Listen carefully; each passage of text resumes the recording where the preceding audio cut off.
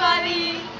Hello friends from Croatia, Eslovaquia and Turkey.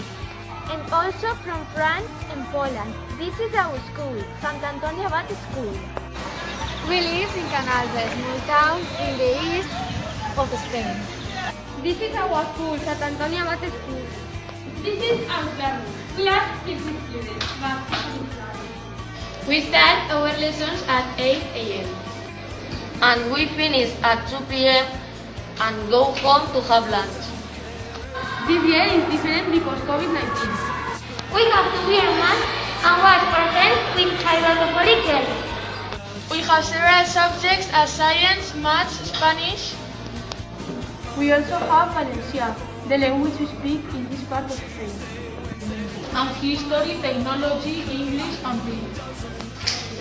In our school, we also study religion because we are a Catholic school. We have 2 breaks to eat something. And then we go to the playground. This is our playground. It's really big and very sunny. Here we can talk with our friends or just walk. And this is the library. It's really a nice place to be. In our school, we also have an ICT classroom. And of course, we also have a gym for our free lessons.